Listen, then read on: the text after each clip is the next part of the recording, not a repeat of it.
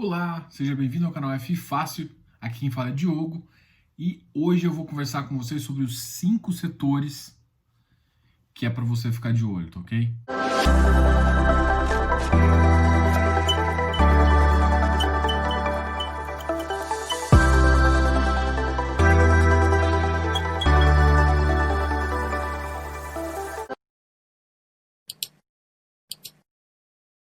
Então vamos lá? Bom, quais são esses 5 setores e por que eu vou falar só desses 5 setores? Para mim, isso é uma questão de estratégia. Hoje eu estou falando dos setores que têm o maior volume e, para mim, que tem a maior perenidade. De novo, eu acabei de falar aqui, para mim, Diogo, então isso é uma opinião, não considere isso recomendação. O que normalmente eu gosto de fazer é sempre traçar uma estratégia. Só que antes da gente traçar a estratégia, a gente tem que entender o que são os setores e o que eles pagam em termos de yield médio. Por que eu estou falando isso? Porque eu já fiz um vídeo, inclusive, de como utilizar uma planilha que escreve, vai aparecer aqui no card aqui em cima. Quer tá com dúvida, vai lá. Mas basicamente é o seguinte, você consegue manipular, comprar mais de um setor de outro para aumentar o yield, tanto em tijolo, papel e desenvolvimento. Agora aqui a gente vai falar um pouquinho dos setores específicos e o que a gente vê como oportunidade e o que não é oportunidade. Vamos começar pelo setor, talvez um dos mais afetados pelo Covid, né? Se você passou essa pandemia, você está vendo há um tempo atrás, acho que você deve ter visto isso nas histórias, você está vendo isso agora, você fala, nossa, meu Deus, a gente ainda não passou, e realmente não passou. Então, o que eu quero falar é o seguinte, é um setor que perdeu muito, hoje em dia a maioria dos shoppings está 100% aberto, quase todos os fundos estão com o portfólio aberto, contudo, existem umas medidas de restrição. Essas medidas de restrição fazem o quê? Fazem o distanciamento social, que é a recomendação dos órgãos públicos, e isso faz com que mais pessoas evitem, as pessoas estão utilizando outros métodos, né? Agora, recentemente, que liberou bares e restaurantes. Então, essa é uma dinâmica que, para voltar ao consumo real e os shoppings voltarem a ficar mais que centros comerciais, vai demorar um pouquinho. E essa demora faz com que os shoppings façam o quê? Dê desconto para as pessoas. E esse desconto reflete no seu yield. A questão dos shoppings agora fica da seguinte forma. Como ele será no futuro? Eu imaginei, o mercado nos Estados Unidos já estavam em decadência dos shoppings, mas eu sempre tive uma outra visão aqui no Brasil. Essa visão mudou? É o que a gente vai discutir agora. Mas a primeira coisa que você tem que entender é o seguinte, a gente estava no shopping. Os shoppings pagavam um dividendo muito bom, eles são atrelados a ganho e faturamento das empresas, e isso faz com que você às vezes ganhe até um 13º. Isso é lindo para os shoppings, e isso sempre atraiu muito a gente. Ele, mesmo sendo um monoativo, ele é multi-inquilino, o que ajuda. A questão desse shopping ser monoativo, a única questão dele é que se ele for monoativo, ele está dependente de uma região. E aí, por exemplo, vamos falar de Covid de novo, se uma região, por exemplo, São Paulo fechou e outra cidade, tipo, Floripa, não fechou durante um tempo, ou depois Floripa fechou e São Paulo reabriu, você não pega esse movimento e no mais diversificado, ele te ajuda a melhor diversificar isso. Mas é uma questão de você avaliar se vale a pena. Então a gente tem, primeira coisa, questão de diversificação. Mas de qualquer forma, o que o shopping chama atenção é justamente porque ele não fica, como são várias lojas, ele não fica concentrado em um só inquilino. E isso ajuda muito, muito o shopping. A história do shopping são muito boas. Agora o que a gente tem que ver é o futuro dos shoppings. O futuro dos shoppings é uma coisa que, na minha visão, garantido não tá, mas é o futuro muito melhor. Se você pode notar, é meio psicológico nas pessoas, a gente vive numa sociedade que não está preparada para ficar em casa. Não está preparada psicologicamente. A gente gosta de entrar em contato com a família, é uma questão cultural nossa. Talvez em outros países não seja tão relevante, mas no Brasil é cultural. Então, se é uma questão cultural, é muito difícil. Então, os shoppings nossos são esse centro de cultura. Por enquanto, a maioria das pessoas estão fazendo restrição, né? Estão realmente se restringindo de algumas de algumas questões por conta das medidas, e isso faz sentido, mas por enquanto que tiver a doença ficar evidente, pode ser que ainda mantenha. Mas uma hora ou outra a gente pensa que isso vai acabar. Não que não vai ter outras, mas que a gente vai ter uma vacina e isso vai diminuir. Diminuindo isso, volta consumo, volta preço, volta shopping. Então, e aí, o que acontece? Na minha opinião, shoppings vão continuar sendo extremamente importantes como centros urbanos. Não sei na sua cidade, mas em várias cidades que eu conheço, os shoppings não são mais só centros econômicos. São centros econômicos, são centros gastronômicos. Às vezes tem centros... Eu já vi galerias, centros culturais. Tem centros...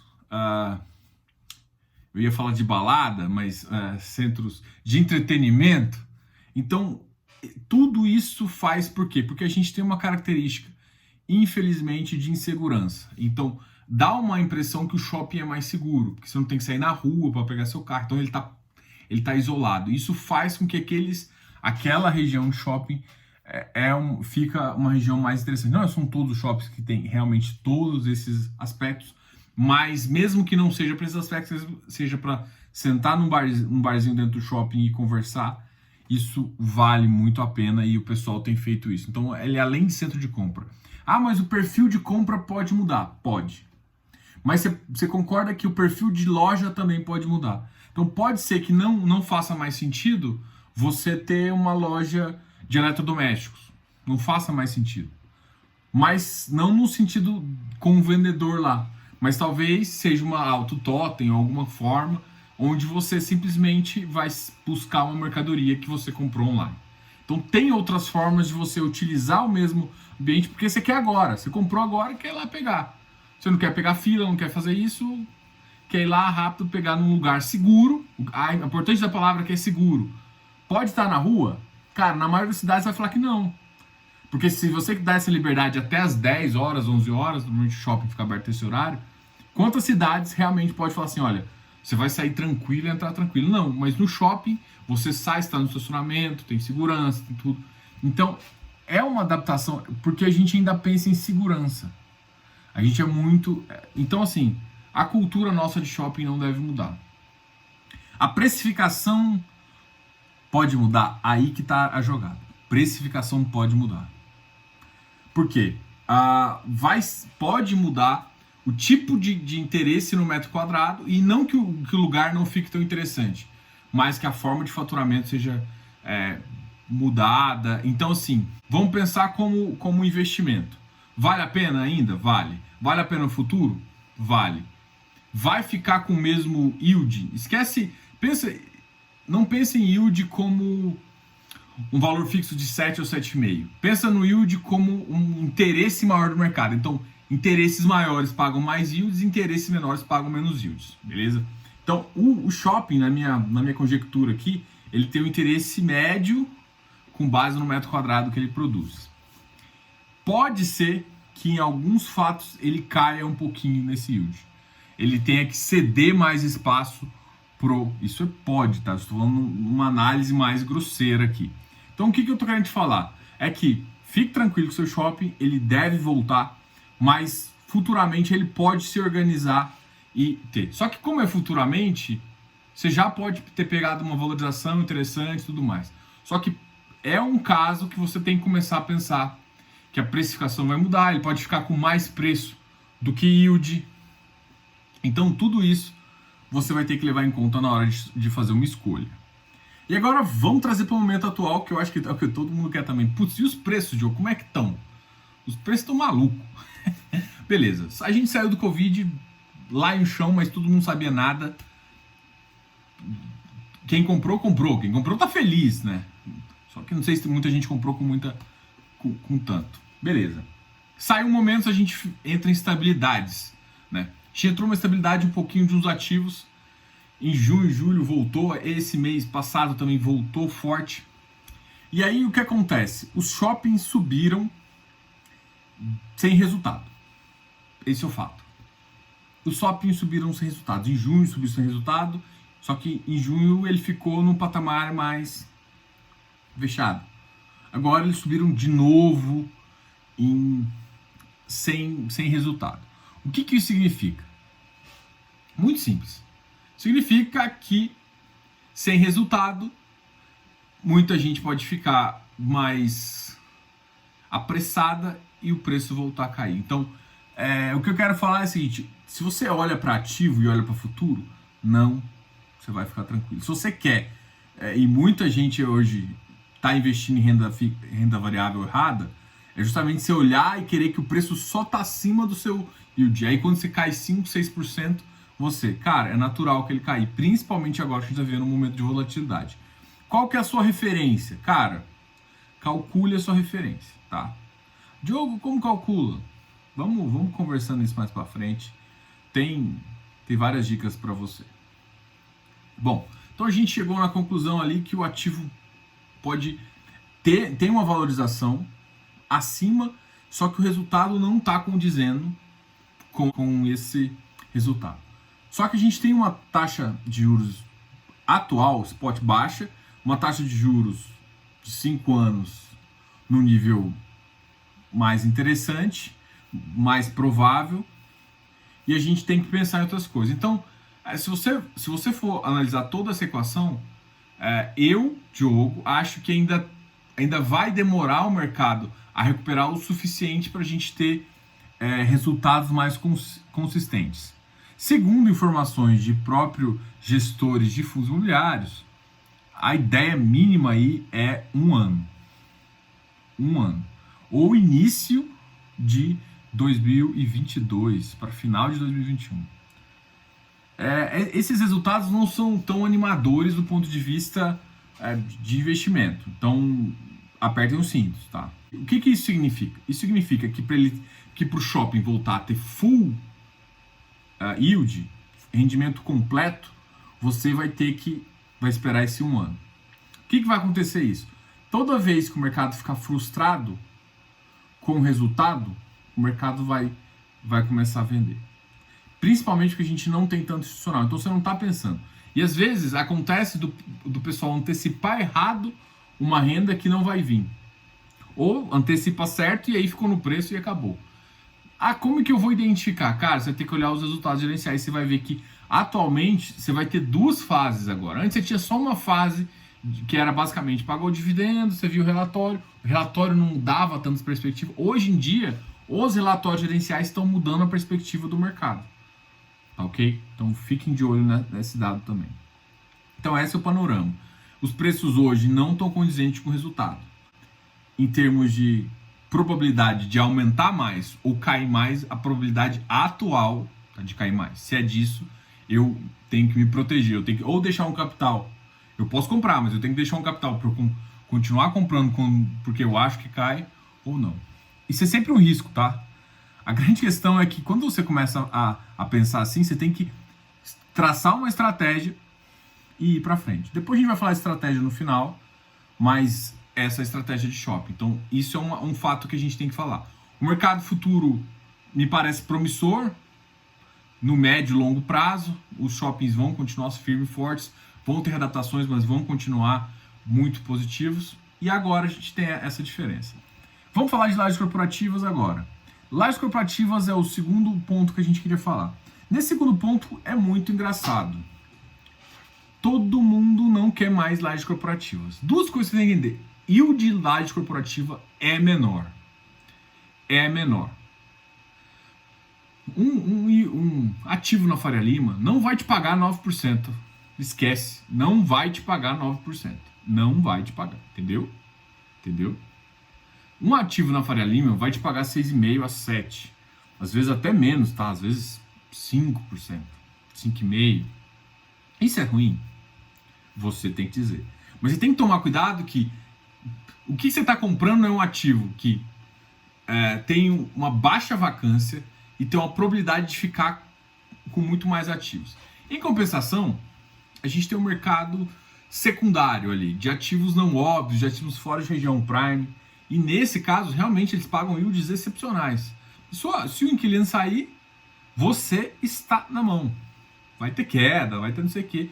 E aí você tem que arranjar um outro cara. Quanto tempo? Mercado tá bom, pode ser 1 ano, 6 meses. Mercado tá ruim, 2, 3, 4 anos. E tem que lembrar se a área tem procura. Porque, por exemplo, você vai olhar um XPCM, Macaé, se não tiver um milagre divino lá, não tem solução. Mas ok, vamos continuar aqui nessa linha de raciocínio. Então, eu falei de 2 aspectos: regiões prime e regiões não prime. Você paga qualquer preço em qualquer uma? Não, você tem que pagar o preço do VP? Não, esquece VP. Olha, eu fiz um vídeo, não vai aparecer o card aqui porque foi só para membros, mas dá uma olhada naquele vídeo. Se você não é membro ainda, pô, seja membro. Lógico que você é inscrito, né? Você é inscrito, se inscreva aqui, né? Então se inscreva aqui e seja membro, que tem alguns vídeos que completam a linha de raciocínio que a gente está sempre conversando aqui. Enfim, a gente está com lajes corporativas, a gente tem esses 2 mundos. Se você tem que entender que entre 6 e 7% é o yield do mercado. É o yield. Se você comprar muito caro e pagar 4, você está errado. Você pagou errado. Se você pagou isso aqui, você pode ter pago barato. O mercado normalmente não tem tanta distorção nesse ponto. Mas ok, você comprou, mas aqui está mais barato. O que você tem que entender é que vai chegar um ponto que o mercado voltar a precificar, o ativo, ele não vai, o yield dele não vai mudar, independente. Vamos supor, o que eu quero dizer?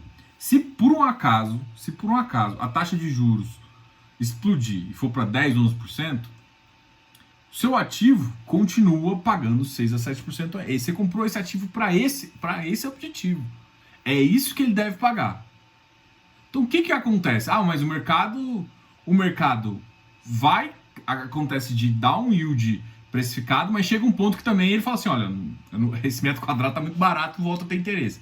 Porque aí você não tá mais jogando o jogo de juros, você tá jogando o jogo de mercado imobiliário. Então você tem que tomar cuidado que fundo de investimento imobiliário, você tem essa jogada. Você às vezes olha como um ativo imobiliário e às vezes você olha como um ativo de juros para calcular a tração. Por que você faz isso, Diogo? Porque numa viabilidade, qualquer viabilidade, você calcula justamente esses fatores. Você pega essa taxa de juros e coloca. Então, no mercado de lajes corporativas, tem 2 coisas: ativos prime e ativos não prime. Só que assim, o mercado tá cagando para ativos prime, o que eu acho um absurdo. Os outros ativos são ruins. Pausa dramática. Os outros ativos são ruins? Não. Então por que a questão os outros ativos, a grande questão é o seguinte: você não sabe como o mercado vai estar. A recuperação deles é mais lenta. Vale comprar em qualquer preço? Não. Vale sair em qualquer preço? Muito menos. Só que o que eu falo para todo mundo que me pergunta, por exemplo, do XP Properties. O XP Properties, não sei o quê. Você sabia que ele estava em Alphaville? Você já acompanhou algum relatório e viu que Alphaville não é São Paulo? É um ativo que tem uma vacância maior, é uma região boa, tem excelentes prédios, mas não é São Paulo. O que eu quero te falar com isso? Cara, olha só, quando você compra o ativo, você tem que saber a região que ele está para entender mais ou menos como é que é o ciclo imobiliário daquela região. O problema é que todo mundo chega depois. Nossa, tem ativo bonitinho. Cara, bonito é muito importante, significa qualidade. Mas a gente tem que ter localização.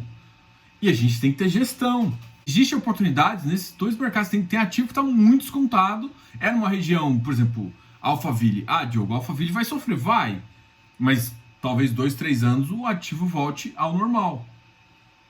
É um ativo que vai te pagar entre 5 e 6, 6,5. No momento normal, você vai receber lá entre 6,5, 7,5, talvez 8. É isso. Fora disso, o ativo você está com uma precificação melhor ou pior. Só que isso é ocupado. Só que assim, quando ele desocupa, a demora é maior. Você tem que precificar isso também. Tá ok? É um ativo que paga 8%, mas aí você faz uma taxa de desconto em relação a um fluxo de caixa vazio por um tempo, ou faz já descontando uma vacância de... Enfim, eu não vou te dar todas as técnicas aqui, mas existem várias técnicas que você pode fazer para realmente entender. Ativos, aí que está a sacada.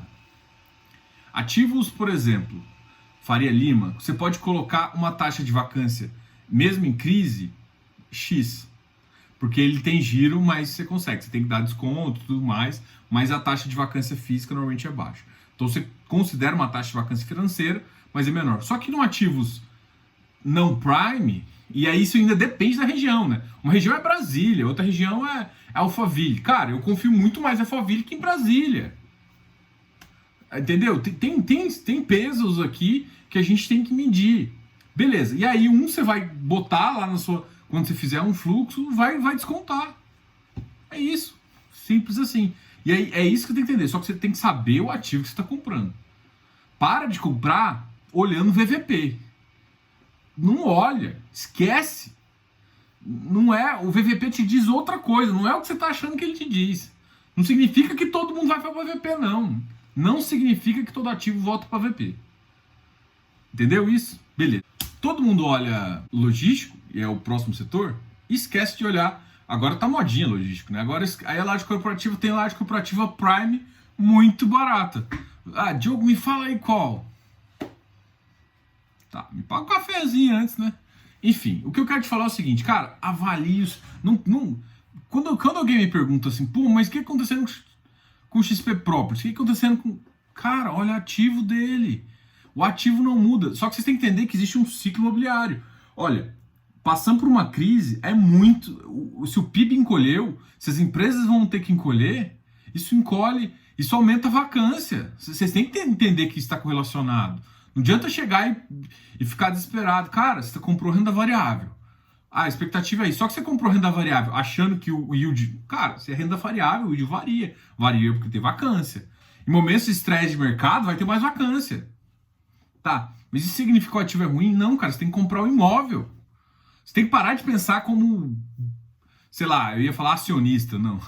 Você tem que parar de pensar como investidor de ação, meio trader, meio, sei lá, que não presta atenção nas coisas e pensar que, assim, mesmo uma ação, cara, você compra diferente. Você está comprando aqui ativo imobiliário. Ativo imobiliário você tem que saber o que você está comprando, na região que você está comprando e o preço que você está pagando. Ok? Ok?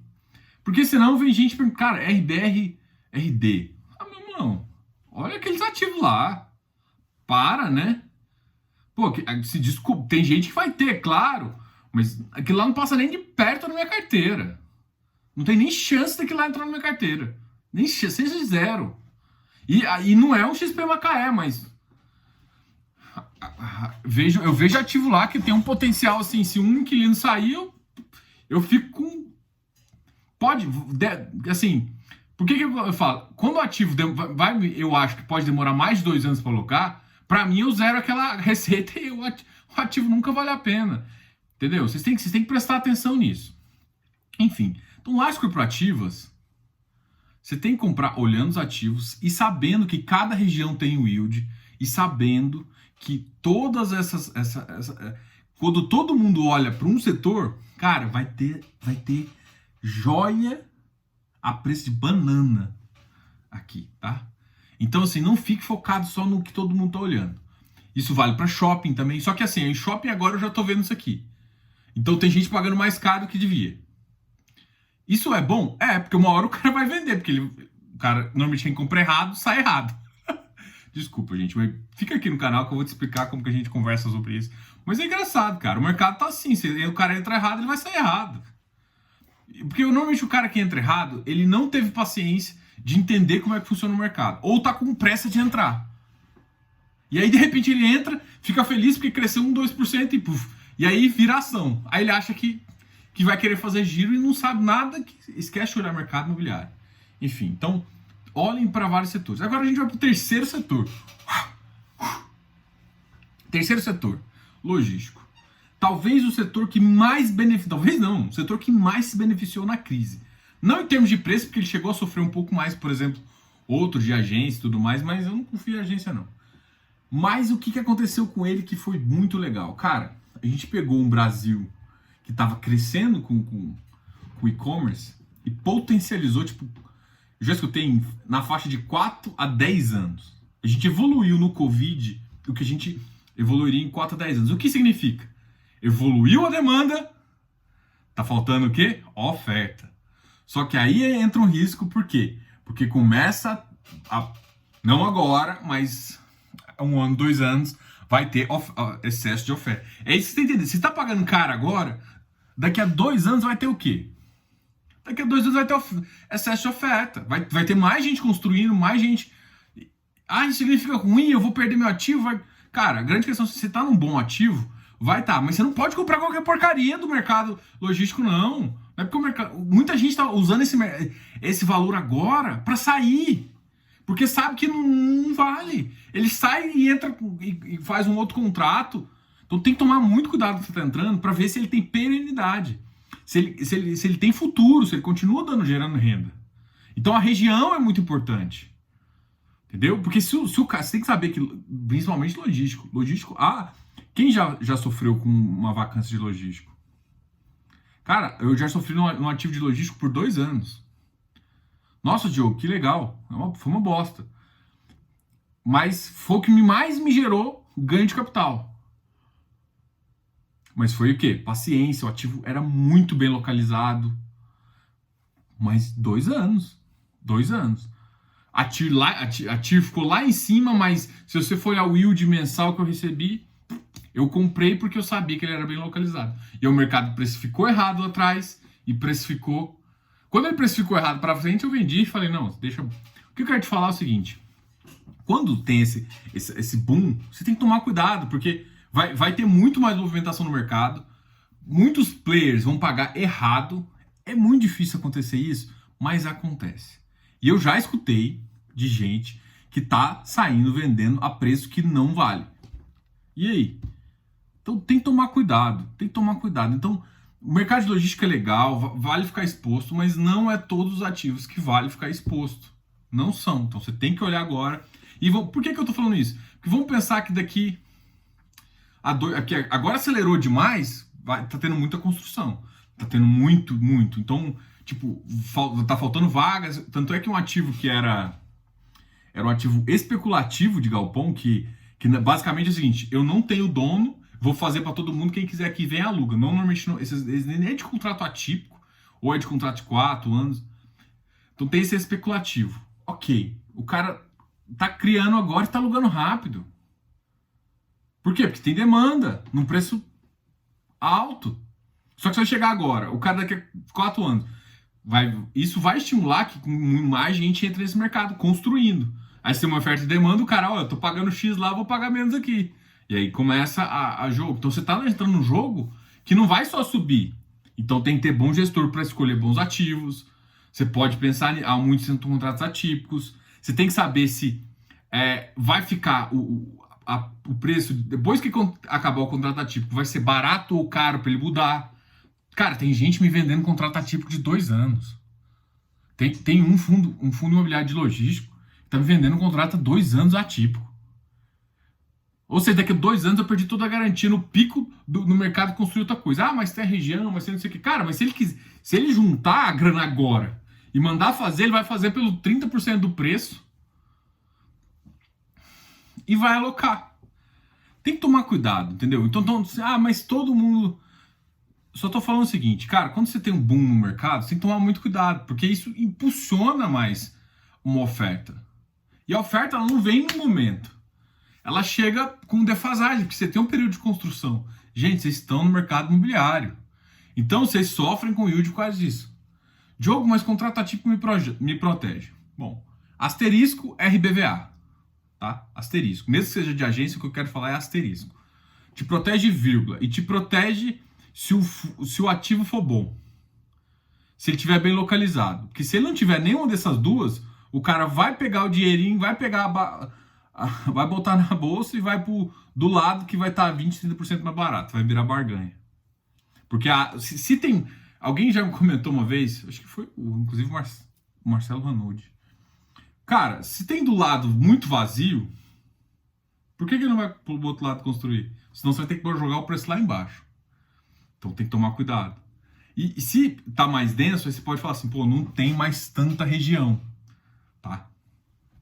Então logístico é um setor que hoje em dia tá mais difícil entrar em ativo bom e ativos ruins já estão ficando precificados astronomicamente. Não faz sentido.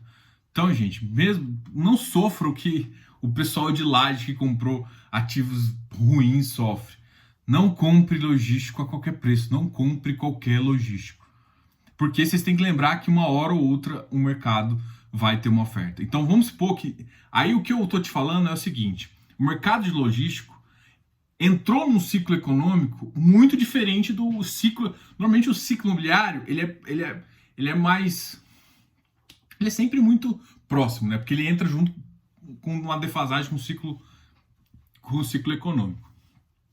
O que eu estou vendo agora é que o ciclo econômico não, o ciclo imobiliário de Lajes vai entrar numa fase, entrou numa fase totalmente diferente do ciclo de Lajes. Então não é comparação esses dois setores. Só que esse setor ainda está na parte, para mim ele voltou para a parte de recuperação.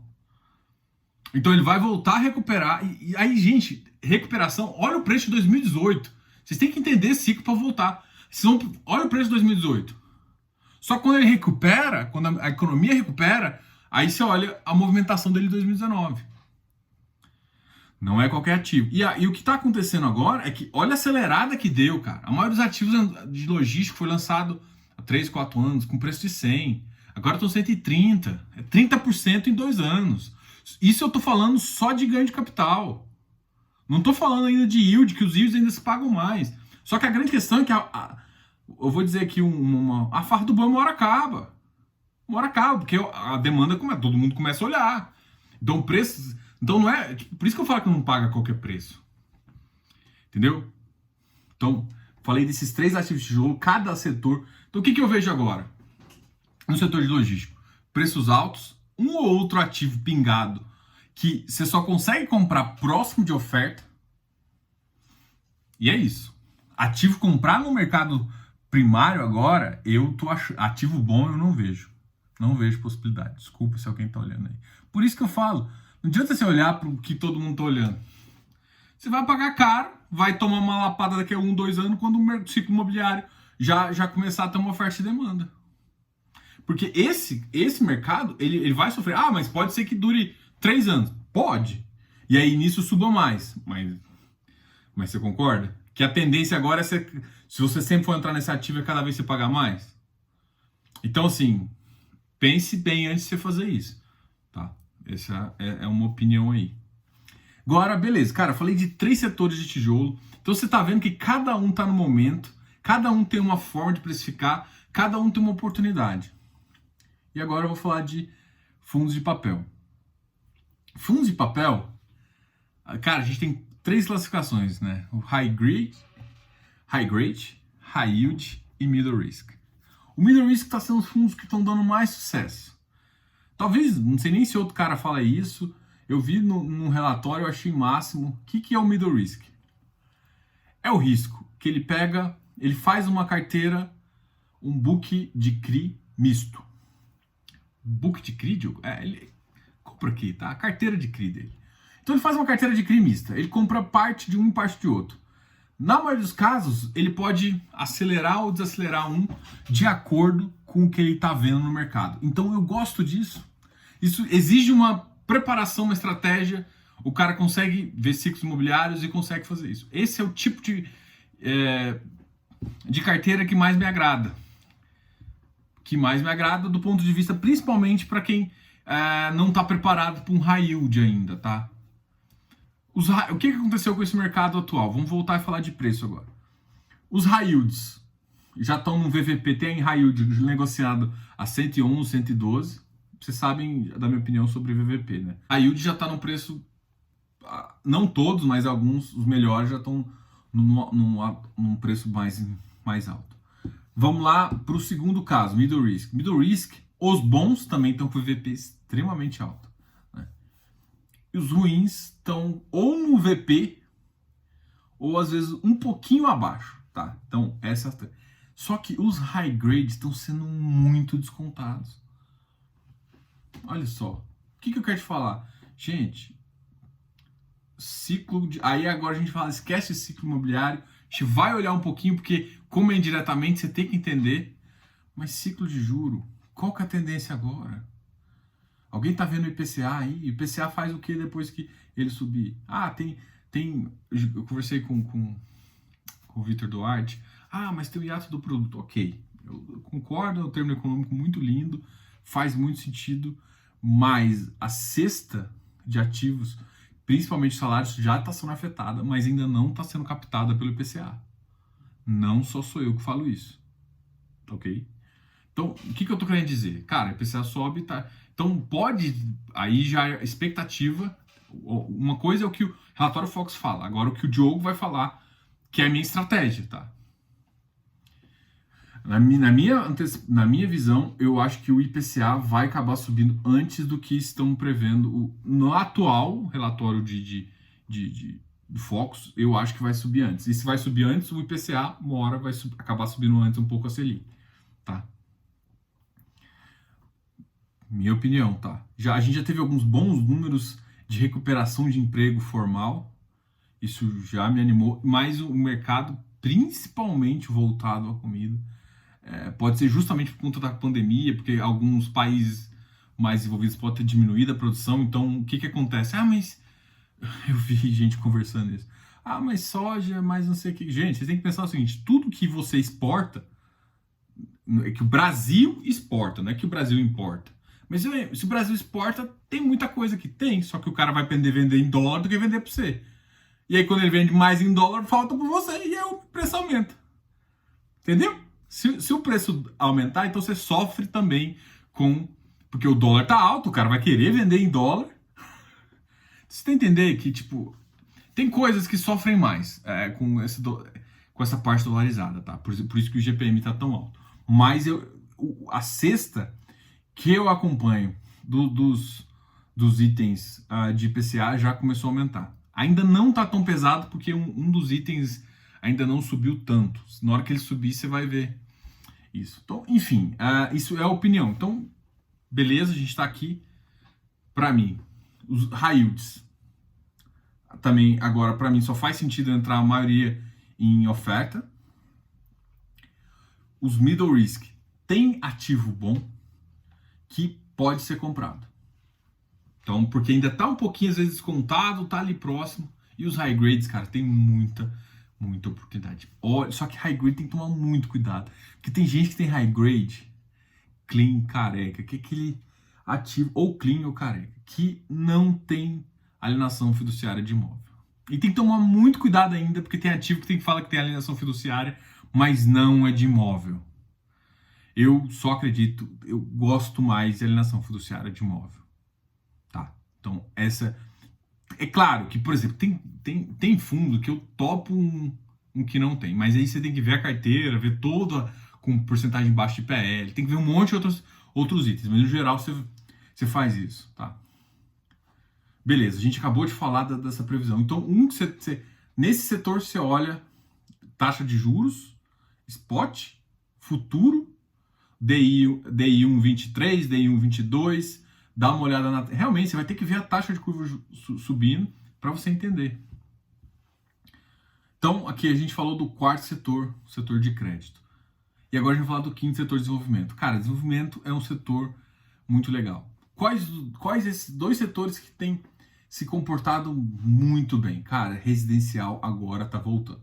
Não voltou os preços de um nível mais alto, de um nível mais baixo, mais ou menos. O preço pode ter tido uma leve alta, mas muito pouco ainda. Mas é um setor que todo mundo está de olho. Então, tem fundos aqui. É um fundo que, se você for iniciante, você vai pular esse vídeo. Pule. Porque você não está preparado para isso. Porque fundo de desenvolvimento, existe fundo de desenvolvimento clássico e o fundo de desenvolvimento mix. Tá? Fundo de investimento clássico é o que ele vai fazer o seguinte: ele basicamente não te paga nada. Recebeu lucro, te paga.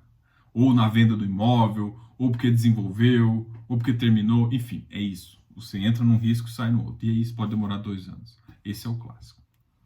E esse normalmente é o que te dá mais ganho. Tem fundo que faz o quê? Ele também te antecipa uma pequena partezinha, inclusive em renda mínima garantida. Ai, Diogo, renda mínima... Cara, renda mínima garantida, cara, depende da estrutura. Depende da estrutura. Se a estrutura for boa, cara, entra. Mas me fala um caso. É porque a gente tem muito caso ruim de RMG, mas muito caso... E muito caso ruim, por quê? Porque o cara não dimensionou errado, não dimensionou o risco errado, E aí quando sai, a perda de renda é muito alta. Quando a perda de renda é muito alta, reflete muito no preço. Só que aí você tem que ver outra coisa, beleza. Além de você ver RMG, você tem que ver se os ativos são bons. Porque se os ativos são bons, uma hora recupera. E aí, só que assim, você tem que estar disposto, você tem que entender nível de risco. Então, o desenvolvimento agora, residencial, está num padrão bom. Vai acabar puxando um pouco a parte de loteamento também, só que loteamento, a tendência média no próximo ano ainda não é tão desenvolver ainda, porque quem for comprar agora vai, porque o loteamento às vezes é um sonho muito futuro. Então o cara pode, putz, não vou ser. Mas o de casa, alguém que já tá, porque alguém tá comprando casa, já tem uma parcela de dinheiro. O outro tá querendo investir, ou tá querendo investir, ou tá querendo. Então o mercado de loteamento pode sofrer um pouquinho mais, então tanto é que você vai ver muito provavelmente algumas carteiras aí migrando, aumentando um percentual maior em residencial. Apesar de todo mundo, eu já escutei gestores falando que gosta mais de baixa renda, eu teria uma parcela também em residencial de alta renda, tá? Essa é uma visão que eu tenho. Terminando de desenvolvimento, você entender que esse fluxo de caixa pode ser dependente de uma RMG e não pode. Então ele tem um risco maior. Então ele tem um risco maior por te pagar dividendo, ele tem um risco maior quando ele não te paga dividendo. E agora também em fundos de desenvolvimento ele pode ser mix, né? Ele pode ter uma carteira de CRI, que faz com... Aí eu gosto mais. Entre ter RMG e ter uma carteira de CRI, eu prefiro ter uma carteira de CRI. Que eu ganho menos no desenvolvimento, mas eu tenho um rendimento constante. Então, assim, o que eu falo? Porque o CRI ele consegue te pagar. Você pega um CRI high yield aí, você faz. Aí você vê o caso do Tegari e do Tord para entender o que eu estou falando. Então, eu prefiro ter um desenvolvimento com uma carteira de CRI do que um desenvolvimento com RMG, tá? E aí, se não for, eu prefiro Diogo, tá? Não tô falando que todo caso, por isso que eu te falei que tem que analisar. Mas aí eu prefiro um FI, em outro caso, que compra seco. Ou seja, ele vai te pagar às vezes o yield a cada ano, ou a cada 2 anos, ou a cada 3 anos. Tá? Que aí você está comprando um ativo imobiliário, mas normalmente esses ativos não estão para público geral. E como é que estão os preços de hoje? Cara, tem ativo aí que está com preço interessante, que ficou muito descontado e não voltou depois da pandemia. Então, agora vamos falar de estratégia. Eu falei de 5 setores top. Se você é iniciante, você vai ignorar meu quinto. Fala de 4. Se você não é iniciante, cara, olha esse setor aqui com uma parcela que é adequada para você. Em termos de parcela aqui, eu não vou dizer o que é. O que você tem que entender como estratégia? O que paga mais yield? Papel, desenvolvimento e logístico. Que paga médio yield? Shopping. Mas será que no futuro ele vai continuar isso? Ele pode ficar um pouquinho melhor, mas quase se igualar com ativos de lajes. E lajes é aquilo lá que você está pagando. Se você quer, às vezes tem lajes que pagam o que shopping paga, mas são lajes em lugares secundários. Tem que tomar cuidado com lajes de contrato atípico, se você tem que começar a analisar outras questões, tá ok? Então é isso. Então você quer mais risco ou menos risco? Vamos pegar logístico. Quero comprar um ativo bom de logístico com yield de 8,5. Você não vai achar agora. Não vai achar. Não vai achar. Então você tem que tomar cuidado com o que você quer também, porque senão você começa a procurar esse 8,5 e aí você vai cair em ativo ruim. Tá? Então entenda o que o mercado pode pagar. E assim, o mercado vai pagar entre, vamos supor, 7 e 8,5.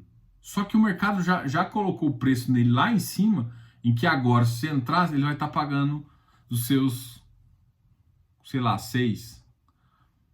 Eu não acho que vale o risco com essa mudança. Então, por isso que eu falo que a gente tem que traçar uma estratégia. Na hora de ver o setor, se todo mundo está procurando, evite. Vai para o que não está. Ah, mas agora foi fazer um lançamento, uma oferta. Pô, sua oportunidade. Então não é deixar de olhar um setor, é simplesmente saber aonde que vai ser. E outra, de vez em quando você pega umas quedas loucas, porque alguém está desfazendo uma posição, você não sabe por quê. Então, lembre-se, às vezes, de, por exemplo, deixe uma ordem, você acha que você tem uma precificação boa, deixe uma ordem válida. ok? Aqui eu tô te falando mais ou menos como montar. Se você pensa em, Diogo, vou calcular TIR. Eu só calculo TIR em carteira ativa. Em carteira passiva, eu desconto para ver o que eu consigo. Eu calculo payback descontado para saber quanto tempo ele vai me pagar. Porque eu tô querendo ficar com o ativo muito bem. Se ele me pagou em 6 anos, eu tô feliz. Daqui de 6 anos para frente é tudo lucro, mais o ativo que eu vender. Então, quando eu vou entrar no ativo de longo prazo, o que normalmente eu faço é calcular isso. Porque eu só consigo por que eu tô falando isso? Porque um ativo de longo prazo, de 10 anos, eu não tenho ideia da precificação dele no final. Então eu teria que fazer uma estimativa que eu não faz, para mim, não, Diogo, não faz sentido. Não faz sentido eu fazer isso. Então, com ativo, essa minha carteira de longo prazo, o que eu quero saber é quanto tempo o ativo me paga. Descontado a uma taxa que eu defino. E tem que ser uma taxa justa. Tá? Diogo, eu faço isso. Por quê? Porque no futuro, se eu tento calcular ativo, eu não sei. Depois de 10 anos eu revejo o ativo. Entendeu? Mas depois mas passou 6 anos e meio. Passou o tempo de payback, 7 anos. Chegou lá, eu posso calcular a TIR passada ou calcular a TIR para mais 2 anos. Mas só se eu tiver já insatisfeito, alguma coisa assim. Eu só volto a calcular a TIR do ativo quando muda muito os meus critérios. Mudou bruscamente, ele comprou um ativo que eu fiquei puto. Que o yield é risco demais, não tá na minha carteira de risco, é minha carteira de longo prazo, eu quero mais, não sei. Aí eu faço isso. Estratégia Diogo. Então, ativos da minha carteira longa, Diogo, faço payback. Eu prefiro fazer payback. Para eu saber quanto tempo eu vou demorar. E aí eu desconto, às vezes, eu desconto mais, inclusive, do que os caras. Faço projeção de vacância. Enfim, eu faço várias considerações e calculo um payback aí. Quando eu falo minha carteira ativa, aí eu falo de TIR, aí eu falo de VPL, aí eu converso com você. Às vezes eu calculo TIR, às vezes eu calculo VPL, tá? TIR eu calculo, às vezes, quando eu tô para fechar um valor. VPL eu calculo quando eu tô pensando mais no futuro e menos. O que eu quero dizer é o seguinte.